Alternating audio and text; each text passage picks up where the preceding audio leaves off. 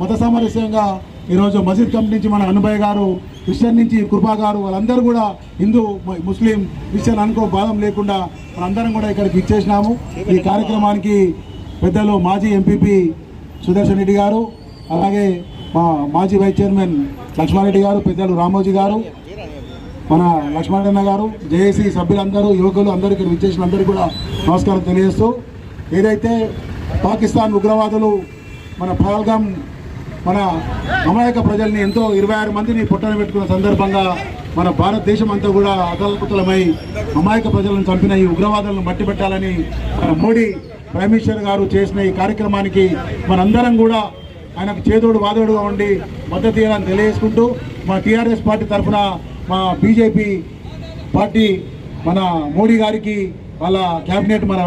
రక్షణ శాఖ మంత్రి రాజ్నాథ్ సింగ్ గారికి కానీ, అమిత్ షా గారికి కానీ మనమందరం కూడా పెద్ద ఎత్తున వాళ్ళకు మద్దతు ఇచ్చి, ఏదైతే పాకిస్తాన్ ఉగ్రవాదులు ఉన్నారో ఇప్పటికే సగం వాళ్ళ పని అయిపోయింది, ఇంకా సగం ఉన్నది. అది కూడా మన వాళ్ళు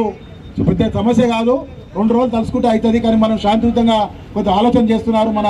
పెద్దలు మోడీ గారు. కాబట్టి వాళ్ళని కూడా అతి త్వరలో కూడా ఆ ఉగ్రవాదులందరినీ కూడా అంతం చేసి మా పాకిస్తాన్ను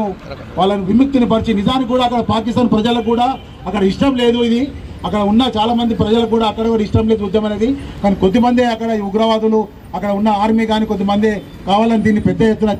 చేస్తున్నారు. కాబట్టి మనమందరం కూడా కలిసికట్టుగా ఉండి ఈ భారత ప్రభుత్వానికి మనం మద్దతుగా ఉండి ఈ కార్యక్రమాన్ని చేపట్టి చేసిన అందరికీ కూడా నమస్కారాలు తెలియజేస్తూ, జై హింద్, జై భారత్.